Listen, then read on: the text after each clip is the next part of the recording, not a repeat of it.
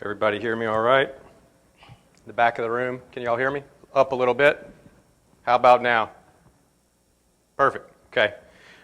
Chris, thank you, and thank you for inviting me up. I'm honored to come up to Kentucky. I really enjoy my opportunities to volunteer on boards, but when I go away, it seems like there's always something that kind of slips through the cracks a little bit. So that's one thing we're working on in our program, is having more management that can fill in those gaps when I'm gone. But when I first saw this, the session for these 2 days, I was really excited to see Dr. Berger's talk on optimization, because optimization is a topic that's really, I've been really interested in and passionate about, and really us thinking about our systems from an optimization standpoint as opposed to a maximization standpoint. And we're going to talk about some of those ideas here throughout this presentation. So this is where I am. I'm about an hour and a half north of the Florida line. I'm in the coastal plains, sandy loam soils. That's hardiness zone 9B. And we are predominantly a Bahia Bermuda-based system. So take everything I tell you with a grain of salt, because I realize there's not a lot of Bahia in your pastures. Although we'll address the idea of considering our context and the idea that a lot of these principles can carry forth, into different environments. We're about a 400 head cow-calf operation. We raise, our primary business is replacement females. For a while, I was trying to increase my registered numbers to sell more registered bulls. And what I found is the thing I really enjoyed was raising replacement females. And most of my customers really didn't want to pay a premium for papers. And so we've been slowly transitioning away from the registered program. We'll always have some registered cows, because we still develop about 20 bulls a year, Forage developed bulls. We sell them at 2-year-olds. So we'll keep some papered cows. But the majority of our customers can really take advantage of heterosis, which we'll talk about in a second. And so we've been transitioning more to commercial. Of those 400 head, we've probably got about 100 registered cows split between black and red Angus. And then our base herd of our commercials is a mixture of Angus, red Angus, Baldies, and then we've been doing some crossbreeding recently with Cinepole and with Beefmaster. So we've been making those half-blood, half-Cin Angus or Beefmaster Angus crosses. We also not only sell heifers, but we sell adult cows out of our herd. So you can come to our place and you can pick out a cow or a bunch of cows, and I'll put a price on them. And finally, one of the last things we do, we really try to upcycle those open heifers. Because we breed so many heifers, we put fertility pressure. They don't get fed. And so we're not expecting a 90% fertility rate on those heifers. We're expecting to put enough pressure on them to separate the ones that can perform in our environment from the ones that can't. So we're going to have some opens. So what do we do with those opens? Do we just take them to the stockyard? We will if we need to, but we grass finish some of those heifers because they've only had grass in front of them so far. We'll also sell those heifers to other grass finishers for a premium. And that's one of the things I've been preaching to grass finishers is, hey, if you're a small operation and you're really excited about direct marketing, if you only have 50 acres, you might not want to be a cow-calf operation. If you want to turn as much money as possible, getting those animals as heavy as possible, buying those animals as heavy as possible in, and turning those animals on a as soon as you can basis. So buying those open heifers, you don't pay as much as you would for today's 600-pound steer.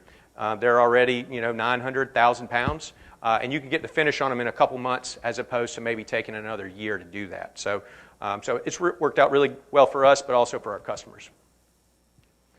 All right.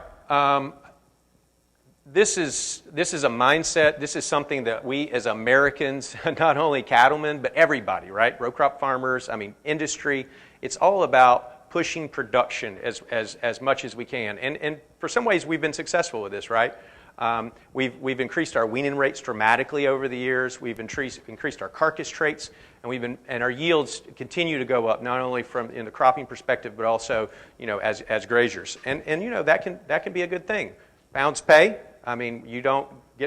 Most people take their calves to the marketplace. They get paid on pounds. Carcass traits, if we are retaining some type of ownership, then that's a real opportunity for us to get graded premiums. If we're not, those repeat buyers might be coming back to our farm because they know that we have a good product. And then maximum yield. If we're pushing production on a given acreage, that increases our carrying capacity. So there's something to pushing production, right? But as we try to increase weaning weights, what happens? A lot of times our cow size comes up, then our nutrient requirements follow it with that cow size. With our carcass traits, if we're single trait selecting for something, well, how's the feet on those animals that we're choosing a carcass animal off of? What's the fertility like? Is that going to take a hit? What about udder quality? And then finally, with maximum yield, how do we get maximum yield? Typically, we push fertilizer, on a regular basis to a high degree. And that leads to this cycle of needing more units of fertilizer year in and year out, and also pesticides if we're trying to really push production. We've got bug issues, we got weed issues, that kind of thing. So why are fertilizer prices a big deal? They're a big deal because they're volatile, and they're not going up and down based on cow numbers or cows. They're typically following corn prices, and we don't have any influence over corn prices. Corn prices just happen, right? But we are affected by corn prices because as those fertilizer prices go up, and our soils require that for our productive systems, then we're at the mercy of those prices.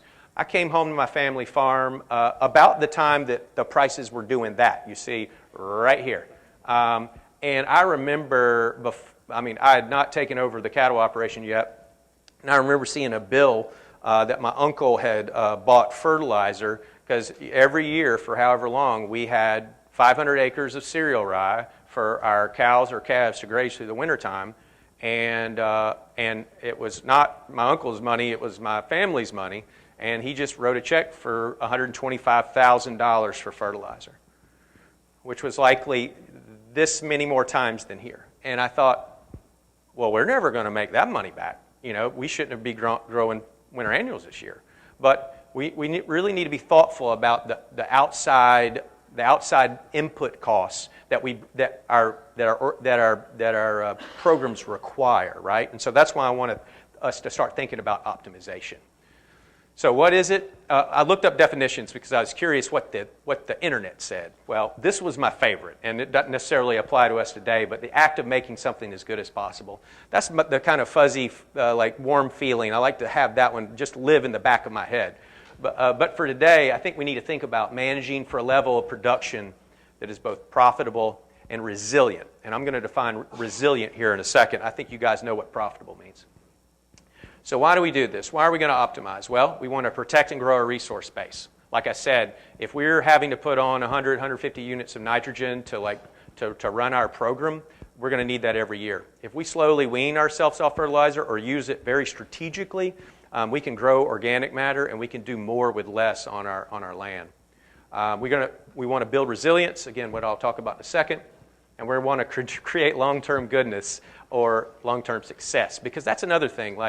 We might make more money this year by pushing maximum, right? Because prices are through the roof. But 5 years from now, we don't know what fertilizer prices are going to cost. We don't know what calves are going to be worth. And if we are still stuck in that system of having to push because our resource base isn't very strong, then we might be a net negative on profit. So optimization is this idea of not only being resilient, but thinking about a 5-year, 10-year spread on our operations, because we all want to be here 10 years from now. This is not silvopasture. This is a cow having a bad day.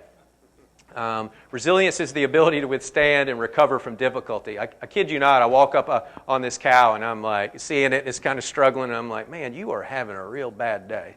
But that cow, as I got closer, figured out how to get out of its difficulty. So resilience is this idea of being immune. I shouldn't say immune. Should strengthen our immunity off farm input costs, market price swings, supply and demand, and also weather issues. So we really want to think about our management from a resilient and optimizing standpoint as opposed to a maximizing standpoint.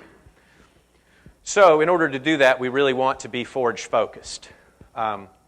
So I started my cow journey about 2008. Moved back to the family farm. I was in the sunny Caribbean chasing my youth, helping manage a farm of sustainable ag, and had the opportunity to come home. Kind of had to come home, and had the opportunity to take over our cow herd. I was into food and permaculture and cooking and a lot sustainable ag and a lot of different things. And when I came home, 1,000-acre row crop operation, about 500 mama cows, of which about 100 of them were probably over 15 years old. And I had to figure out what my role was. And so I volunteered to take care of the cows because no one was taking care of them. My grandfather died about 3 years earlier, and they were suffering, and it was a big asset. So I was like, all right, I want to take over. And you know, within 6 months, I was in love with it. I utilized extension aggressively. I found mentors. I traveled. I read books. I read magazines. You know, we realize that if we are passionate about something, we can be really good at it. And I tell young people that all the time. It doesn't matter what you want to do. As long as you're passionate about it, chase it. You'll figure out how to make it work. But when I came home and I took over this operation, I didn't know anything. I was an English major. I was a journalist. You know, I'd bartended. I'd walked the Appalachian Trail. I was a ski bum. I'd washed dishes. You know, I had long hair. Not when I came home. But the more, as I started this education journey, what I realized is my first realization was I need to learn as much about the animal as possible. And if I learn about the animal, I can be good at this. I can be successful at this. Well, the more I realized about the animal, the more I realized the key to profitability were the forages underneath the animal. If I wanted to do this for a profit, that mama cow needs to be out there earning her keep. And the more I learned about forages, the more I realized it was everything underneath. It was the soil health. And so instead of looking at it from the top side down, we really need to think about it from the bottom side up. We need to start with our soil health and build that resource, and that will make us more profitable at the top end. You've probably been bored with these principles a number of times. If you haven't, then here you go. Some people call it 4, some people call it 6, some people call it 7. I'll share with you these. I think these are good to understand as just kind of a baseline of thinking about soil health.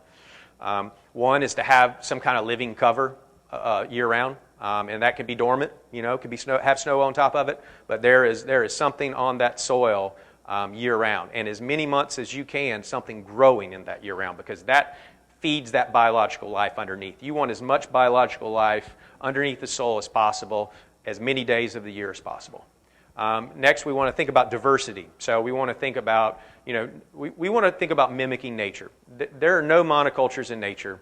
Nature has a lot of stuff figured out, right? So we want to mimic nature as much as possible. We want to grow as much diversity in our pastures as we can. We also want to think about diversity in our management. So bringing animals onto that ground, but also even think about if we have the wherewithal, even multiple species. I still don't have multiple species. I'm looking for a person to come in and raise chickens or sheep or goats on my property. I don't want to deal with it. So right now I only have cattle. I love cattle. And even if I can make more money with a different species, I've got my hands full.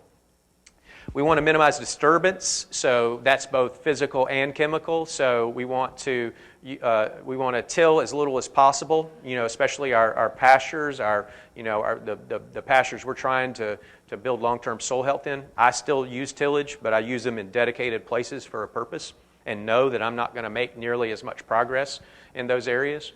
And then we want to think about rest and recovery. So by that I mean, you know, by using managed grazing, we can come in, we can graze an area, we can move the cows, and we can leave plant material there. If we have a set stocking, that cow is going to come back for the second bite all the time. The plant roots is going to be dying. It's going to be a less efficient system. So not only do we not want to overgraze, but we don't want to come back too quick. We can literally raise our production by 25 to 40% by managing adaptive grazing well.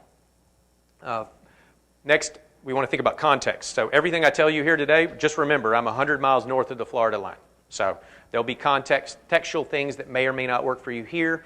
The prescriptions I have for seed blends, I would not recommend here. You know, you have to figure those out for yourself. And finally, we need to be adaptive. We need to be educated. We need to understand these things. We need to constantly be observing on our farm, learning from our mistakes, and being able to adjust and not be set in our ways. So how do we optimize? That is a cow and a calf, not two cows. Here's some things we're going to talk about today.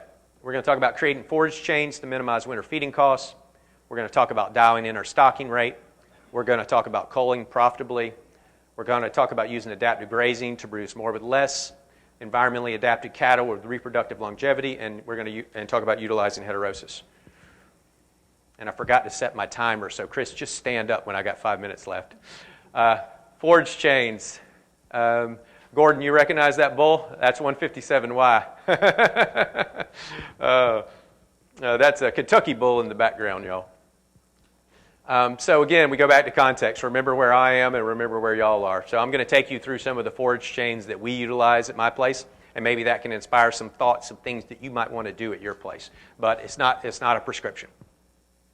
So, and we want to think about annuals versus perennials. Obviously, we want to lean on perennials as much as we can. Those are going to be lower cost. Once they're established, oftentimes they're established. So we would just want to use those annuals to plug in our gaps in our program, typically. Now, we use annuals in specific ways to either raise our bulls on, raise our replacement heifers, or put weight on stockers. But our cow-calf operation is going to really lean on those perennials. So in the spring, if I could get everybody to my place like April 1st, everybody would want to buy a bull. But now January 1st or November, because they're all forage developed, they don't look so great. But the spring is the real time when I see compensatory gains in my cows and my young stock. We have our bahia, we have wild ryegrass, we have white clover, we have so many grasses that even some people call weeds that our cows relish because it's green, it's lush, it's coming up, and we try to move our cows through those quickly to take as much of that as we can. We also have some stockpiled winter annuals that we plant, and so we have a number of species that we'll try to focus our young stock on because a lot of times it's not needed for our cow operation or cow-calf operation, but that's what spring looks like. Summer, you can see the dog even likes the bahia grass there. Bahia is really kind of the dominant summer forage, and it's great for a cow-calf production. It's not that great for stockers or for trying to get weight on any kind of lighter animal. It's very low energy, low protein. We have stopped fertilizing our bahia pastures, like zero. We do still soil test. We feed hay strategically in those places that have a lower soil fertility, but we are really trying, and what happens is you have less of a monoculture. We just actually, where that dog is, we just mowed. So here's another thing we do to manage what quote-unquote weeds. We'll graze through an area, and typically about twice a year we'll follow with the mower and mow kind of those. If those weeds have kind of gotten out of control, we'll mow them, and a lot of times we'll see a flush of grass behind that. That's how we manage weeds. We don't use... Only herbicides we've used are really on fence rows. That's mostly it. We'll also use some summer annuals. Like I said, if we're trying to get weight on those bulls or develop some of our younger stock, we do still use some summer annuals. A lot of times summer annuals won't pencil, especially for a cow-calf operation. They might this year just because the prices are so high, but I wouldn't lean on summer annuals for a cow-calf operation. The fall is our toughest time. Our perennial grass species, which were kind of crappy to begin with, are even crappier. The energy levels and protein levels are kind of going down. That's when we're starting to wean calves as well, and so the calves just kind of sit still. In fact, this past year we actually weaned calves earlier and put them on some stockpiled. You can see over there on the right, we actually weaned them and put them on stockpiled summer annuals, and that worked better because then our cows had more of an opportunity to recover, and our calves were getting higher nutrition because the cows weren't milking very well because the forages were so bad, and the calves had a higher nutrient content. So, and when I say wean early, I'm talking 7-8 months. We typically in the past have weaned at 9 or 10 months. Over there on the left is a stockpiled Bermuda grass. That's a hay field that we graze maybe 1 to 2 times a year. I like the most to graze it at the end of the year. So we do fertilize our hay fields. So we might fertilize that hay field to get ready for the last cutting, but instead of having the last cutting, we let it go. And then what we'll do is we'll strip graze it. So we'll give those cows a one-day move, and we'll keep moving that. We'll kind of forward graze. We'll kind of move that fence forward because we're not worried about everything they've already been exposed to because we're not trying to get regrowth, and we'll just kind of graze that to the ground. And that's a low-cost way. That's cheaper than starting feeding hay earlier, basically. They're harvesting their own hay. The winter is one of actually our best times to graze, especially, that's where we really have an opportunity to put weight on stockers. So we wean our calves. We keep all our steers for 45 to 75 days. and we typically will put them on winter annuals or the highest quality hay we have, or baleage, and then we'll sell them December, January, sometime in that period. But they really do well on those winter annuals. We'll use those for our developing bulls, and we'll also use that for our, that's what we'll develop our heifers on that we're going to breed that next spring. And that's a coming 2-year-old bull who's that was a crazy crop. I actually messed up the ratio and got too much grazing radish in it. 5 pounds of grazing radish is a lot, let me tell you.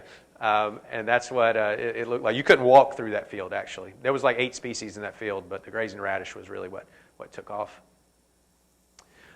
So this is just an example of the diversity we're working with. Again, this isn't a prescription for you guys. I'm in a totally different environment. But you can see the summer, we're leaning on millet and sorghum Sudan, cowpea, crabgrass. One year we actually put out okra and sunflower as well, just to kind of contribute to more diversity. We have like 2 planting periods for fall, so we'll have a fall-specific summer annual mix where we're going heavy with cereal rye and spring oats. We might put a tiny bit of ryegrass, but not much, and then some brassicas in there because those really come out of the ground quick. We plant them about the 2nd or 3rd week of September. A lot of times we can be grazing by Thanksgiving or early December. And then we want that full season winter mix as well too. So we'll go oats, we'll go spring and winter oats, cereal rye, much more ryegrass, but then we'll put the crimson clover, the hairy vetch, and the spring pea, things that we may or may not have seen a lot of usage out of had we grazed it earlier in the fall. And then our perennial pastures, we lean really on the clovers, on the forbs. So crimson clover, hairy vetch, woolly pod vetch, arrowleaf clover, ball clover, white and red, chicory, balansa. Those are the kind of things. We kind of throw it out there in small amounts and see what prospers. And we don't do that. We don't do the perennial pasture every year, every acre. We just, from time to time, if we have time, and a lot of times for us, it's a time crunch because we plant 400 to 500 acres of clean till winter annuals on our row crop ground that we also graze. And that can be tough getting that done at the same time that a lot of times we're trying to harvest peanuts. So for us, a lot of times, we have plenty of help up until late September, early October, and then we don't have enough help. So hay feeding, obviously one of the most expensive things we can do as producers is feed hay. So the number of days that we can limit that hay feeding, we're probably making more money.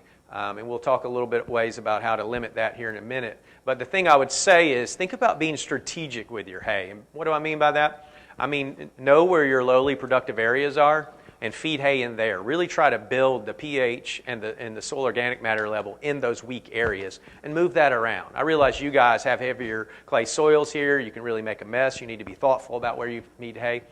Therefore, you can either unroll it or you can really put it in places that they're not going to make a mess. Don't be afraid to move your hay around. I think one of the mistakes that a lot of people, like my grandfather's generation, and still a lot of people down in Georgia, they feed hay in one area, in one sacrifice area, and they have the best dirt that high for 100 feet you've ever seen. In fact, I've got one of those areas on my farm, and the ryegrass there is phenomenal, but it's only 100 feet of it. So really think about using hay. That's my fertilizer a lot of times. Those cows will take those nutrients and turn it into urine and dung. So use that as a fertilizer tool. Another thing we do, and you can see there we're doing that to some silvopasture land. We actually thin timber down to make some alleyways, and we're growing grass there. But we're feeding a lot of that hay to try to move that pH up. And please use lime. Lime will pay for itself. But we also use feeding hay in those areas. Another thing we do is we've got some, the problem weeds we have. That in the foreground is smut grass. Thankfully, I don't think you guys don't have smut grass up here, do you? It's a clumping grass that will take over our pastures down there, especially in lowly productive areas. It can really creep in and become a problem. I think y'all do have Carolina horse nettle. Horse nettle is a real problem for us. So I'll take those weedy areas. I'll tell my crew, I was like, all right, feed the hay in those areas. Let those cows stomp it. Let's put a lot of organic biological material on it, and let's see if the following season we can come in and we can either hand spread seed in that area so that we know we've got a positive species coming up, or we might just leave them and see what comes up and see what happens. A lot of times we'll have crabgrass. We'll have volunteer crabgrass come up in there. Sometimes we do have problem species, though, so you can always go in and put out some red clover or white clover or whatever species you choose that you think might fit in your forage system. Again, context. So in fescue-dominant systems, some ideas are, and these are things that probably people have told you ad nauseum, but dilute that sward with a variety of desirable species. One thing to consider if you have a real summer slump is potentially looking at establishing native grasses or summer annuals. Manage Johnson grass. Is Johnson grass a 4-letter word here? Could be, especially to hay people, right? Johnson grass, can I tell you all a secret? I tried to buy Johnson grass seed a couple years ago and I couldn't find any. There's like 2 people in Texas who sell it. But for me, Johnson grass is a perennial like sorghum or a perennial millet. But it can you can get in trouble with it if you get into a drought. You can get in trouble with it obviously if frost is an issue. So it's something that that can be a problem. But it's one of the most nutritious grasses that you have in the summer up here, and your cows will tell you that. They'll go right for it. We just talked about feeding hay strategically, and we're going to employ adaptive grazing, and that's under good management. We'll get to adaptive grazing here in a minute. I was thinking I hadn't had them Herefords in a while. That's pretty neat. So, one of the most important things you can do towards making a profit is dialing in your stocking rate. I would say the majority of farmers east of the Mississippi are more likely overstocked than understocked. So really thinking about getting your stocking rate down is the main driver of profitability. If I had less cows, maybe I wouldn't have to start feeding hay as soon. Winter feeding costs are really expensive. Having said that, there is no right answer to a stocking rate on your farm. There is 35 cows isn't the answer, 200 cows isn't the answer, 500 cows isn't the answer. Every year, it might be a little different, depending on how much rain you get, depending on how your soils improve, your management improves, but also the price of calves. The price of calves have a correlation to hay prices, right? Dr. Greg Howich does a great presentation on this. So when calves are where they are right now, hovering at that $3 mark, we can afford to feed more hay. So don't be afraid to be a little overstocked right now. However, are we going to have these prices next year? I don't know. I know we're not going to have them in 3 years. So we need to be really thoughtful about how we're stocked and how we might want to destock. I'll come back to that too because I think it's a really important point. History lesson, that's my grandpa. He built this whole farm from scratch. That was his first herd of cattle. They actually came out of Virginia. They were registered Angus cows. It was funny that 10 years ago, I brought some of those old line genetics back to South Georgia, and I thought, they look exactly like Grandpa's first cows. But Grandpa's first cows didn't make it here. He ended up moving to commercial cattle, but he's been at it a while, and I've been working off some of his bloodlines as well as cattle I brought in. I just wanted to give you all some background context. Those were cows from the 60s. This is a chart that I find interesting, and this is what I want to get to with pricing. This is fed cattle prices. Fed cattle prices right now, I just looked, are around $1.98 a pound. Per number, that's the highest they've ever been. But look what we got here, and this is 76, and you can kind of see as it goes across, 81, 86, 91, all the way to 2023 over here.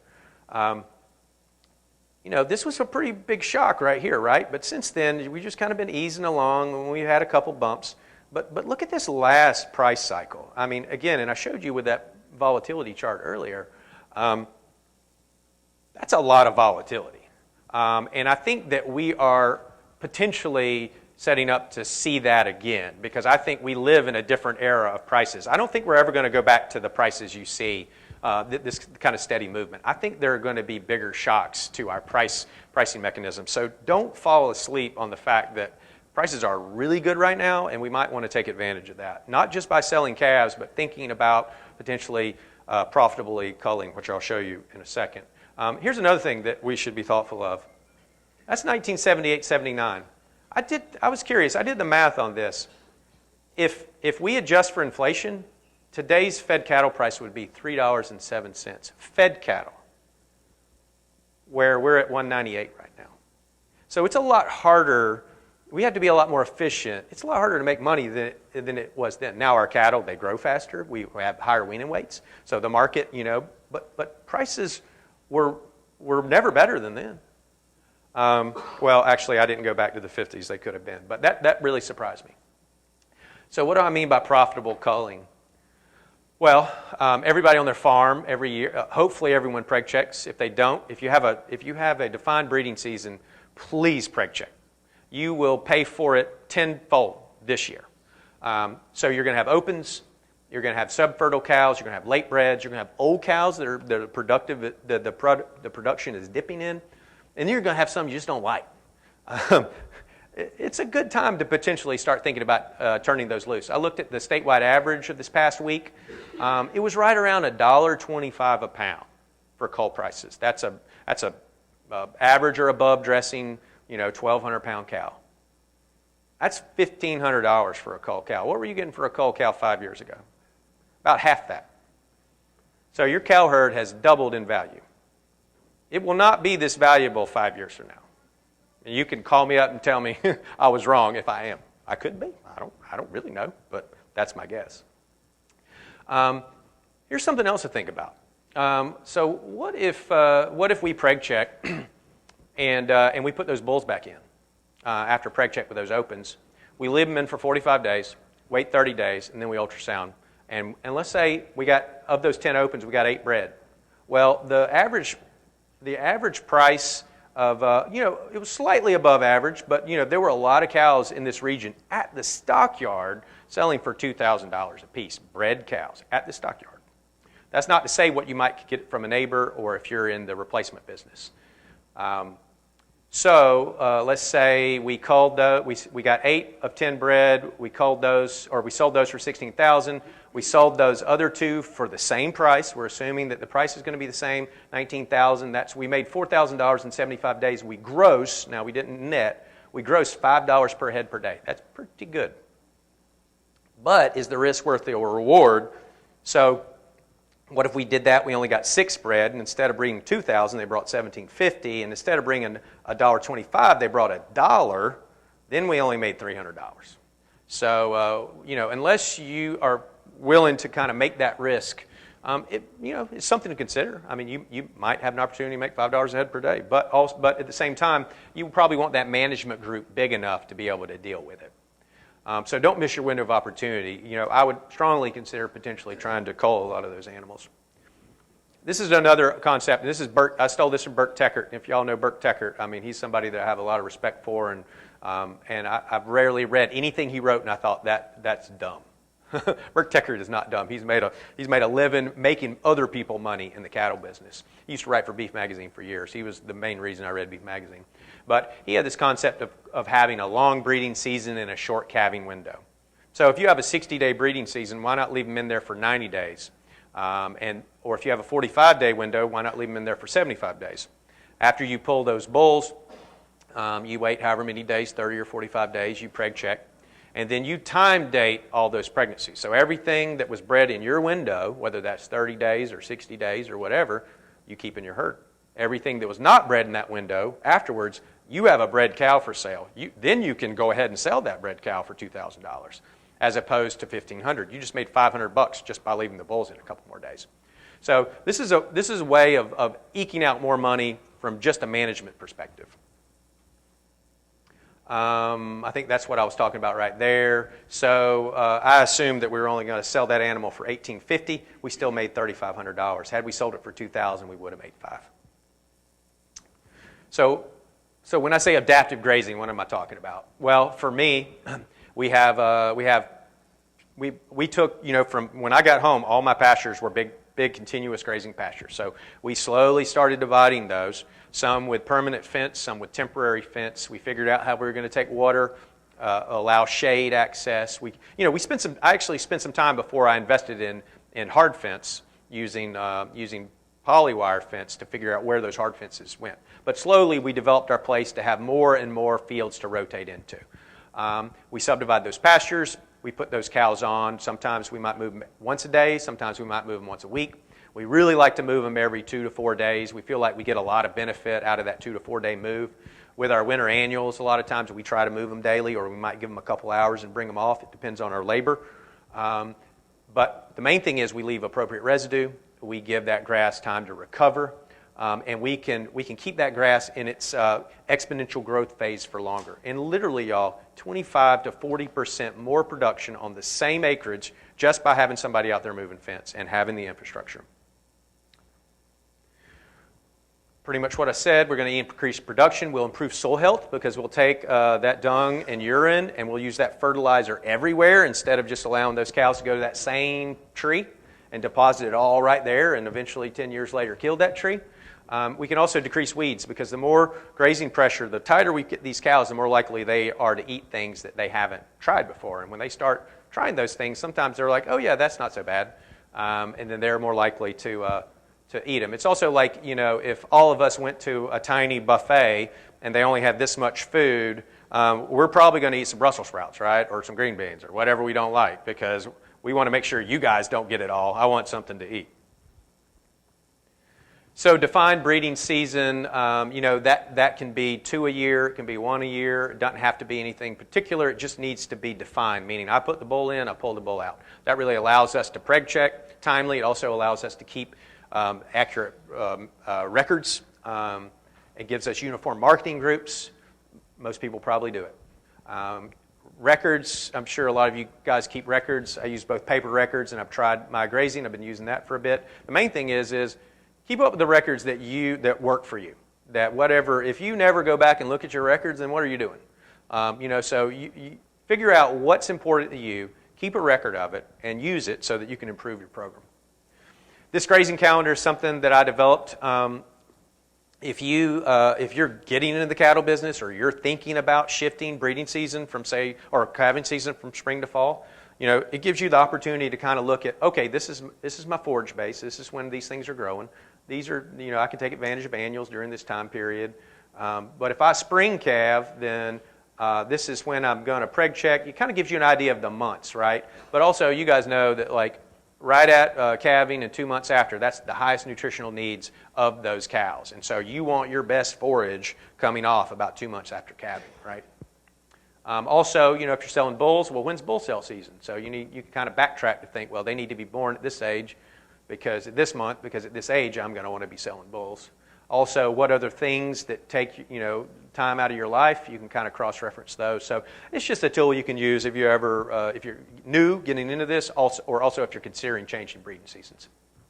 So genetics, one of my passions has been genetics, and that's kind of been the road that I took off on and had a lot of mentors in and spent a lot of energy on. And the genetics I know about more are the kind of maternal lineage genetics and really thinking about genetics from an efficiency standpoint, a forage efficiency standpoint. So things that are important to me, that they be environmentally adaptive and that they have reproductive longevity. Those are the two most important things to my breeding program. Now, I need to remember what heterosis is and how important it can be. I need to be very clear about the difference between maternal and terminal traits. And I can never forget my market, the people that I'm selling to. If you get disjointed from your market or you don't know who your market is, you're breeding blind. So you need to be thinking about your customer in mind. Now, that doesn't mean you have to breed for whatever your neighbors want. Your customers might come. My customers come from all over the Southeast. I don't sell many bulls to my neighbors. I sell people all over the Southeast who are interested in either direct marketing, grass marketing, or saving females. That's my lane. So, again, this is probably a recap for a lot of people, but when I say terminal, I mean we're going to sell all the calves. I don't mean sell all the calves and keep the 10 best heifers or 20 best heifers. I mean sell all the calves. We're concerned about wean and weight. We're concerned about thinking about using heterosis, and we're going to buy our replacements. Now, there's an opportunity to use terminal bulls and then use a separate bull on your best cows and retain all your heifers. But most breeders in the U.S., under 100 cows, under 150 cows, would make more money if they just used a terminal bull and they bought replacement heifers. The pounds that you gain from doing this will make up for the ability to go somewhere close by and buy replacement females from somebody who raises cattle like you want to raise cattle.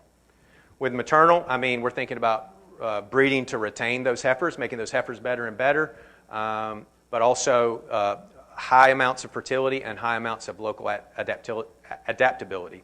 And local adaptability and fertility go hand in hand. If those cattle are locally adapted, they're going to be fertile, more times than not. Also, with maternal, the only way to really get better on your farm is to raise, I shouldn't say the only way, a good way to get better is to raise your own bulls out of your best cows. And I'll talk briefly about that in a second. George Chiga, I bet Gordon knows who George Chiga is. He had a statement that was, how much performance do you need? And he would ask the audience, but he would answer it for them. Enough to make money and then focus on convenience. Well, what do you mean by convenience? Convenience is fleshing ability, calving ease, disease and heat resistant, docility, udder quality, good feet, mothering ability, structural sound. Some of these things you don't see on an EPD. You don't. And so you have to, if you're buying replacement heifers, you got to go to that farm and you got to see those cows and you got to see how they're raised. So, if you're thinking about buying replacement females, think about this. If you're thinking about breeding or selecting for replacement females, think about these things. Reproductive longevity. One of my mentors, Bill Hodge, coined this term as far as I know. He's the one who taught it to me. But it's this concept of thinking about fertility over the course of their lifetime. So if you have fertility and you have convenience traits, if you have a cow that's structurally sound, that doesn't have any issues, and she's also fertile, that means she's probably going to make it a long time on your farm. So a cow that raises a herd average or better calf every year for over a decade, that's kind of my goal for reproductive longevity. They don't have to raise the biggest calf. I heard somebody say something one time and it really struck me, and I thought, I don't know what I think about that. But the more I've been on my farm, the more I realized it. And the statement is, your best cow is the one you never notice, or it takes a long time to notice. And what do I mean by that? I mean that a lot of my cows that raised my biggest calf, just a buster, right? They're open the next year. Those cows that raise an average or slightly better calf every year, but suddenly you realize, hey, she's 15 years old. She made me more money than the cow who raised the top cow for 5 years and then fell out. So it depends on what your market is, right? But for me, there's so much to not having to. It's expensive to develop heifers, and if that cow stays in the herd one more year, she's made you that much more money. So there will be a lot of people in this room who disagree with me. Fertility is not heritable. That's what we are told. And I would say it's more complicated than a gene. It's more complicated than something you see in a microscope. Now, the gene for fertility is lowly heritable. I won't argue with that. But what I will argue is the cows that are adapt and thrive in your environment, that flesh easily, are fetal programming their calves. They're nurturing and they're training those calves to do well on your farm. And doing well on your farm often means getting rebred. And so I think from a 30,000-foot perspective, fertility is heritable. It's just not something you can look on a page and select for. You've got to have a history in that herd to know, hey, these cows are the ones that are going to thrive. And that doesn't mean that every daughter is going to thrive, but I think that every daughter will probably have a better opportunity than the herd average. So with that in mind, one thing that we've done and one thing that we've already starting to see positive results from is saving sons from those old cows that raise an above average calf every year. And we've been doing that for the past 5 years. We already have those daughters in the herd, and we see that our cow herd is getting more and more adaptive.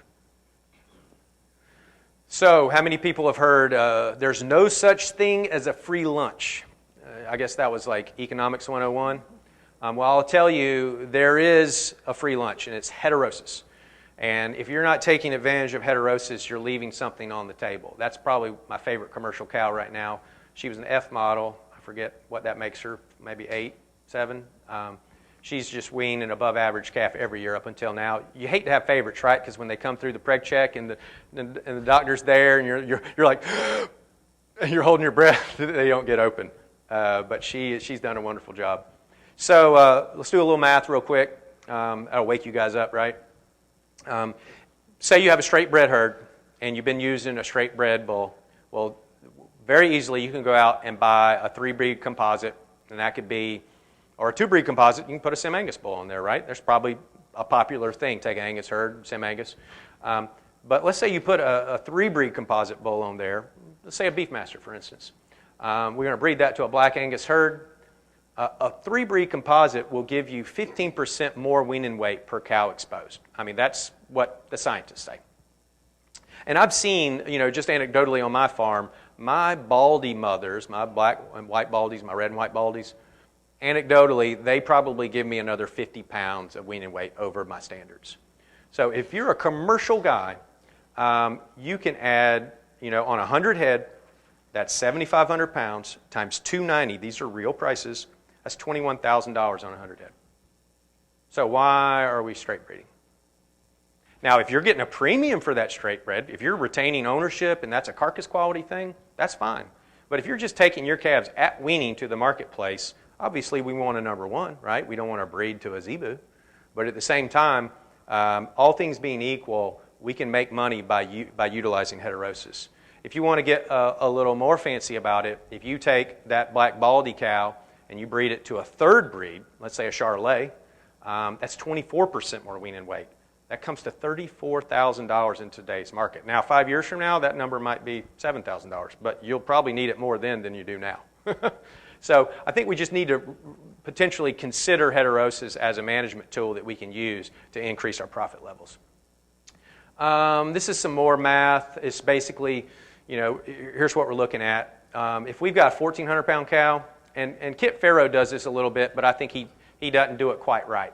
If we got a 1,400-pound cow and we got 100 of them, that's 140,000 pounds. Well, the next slide's the one I was about to tell you about. The importance of this slide is increasing our wean calf per cow exposed is also one of the most important things we can do.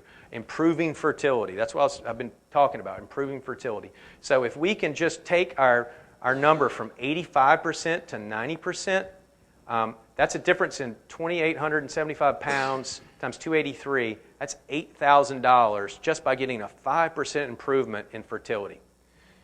This was the slide I was going to show you, which is, hey, let's say these 1,400-pound cows, we'll stick it at 85%. This is how many calves they've weaned. Well, for that same amount of weight, we can have 116 1,200-pound cows. Now, well, let's say we bump up the breeding a little bit. Now, that's a little unfair because it's 85 and 92, but all things being equal, those smaller cows are probably more likely to get bred. So we, in essence, have, but here's the part that Farrow will blow a little smoke at you. He'll give you the same price for both classes of animals, and you actually need to adjust the price. And also, I think you need to recognize that if you get a calf that's too small, you're going to get docked. You'll get docked at the sale barn. You won't be selling a number one. You'll be selling a number 2 or number 3. So we need to be cognizant of our marketplace and making sure we have market acceptable animals. But this is the difference right here. We're selling these at 283. We're selling these at 385. That's a 24,000 pound difference. So, these cows might work fine here.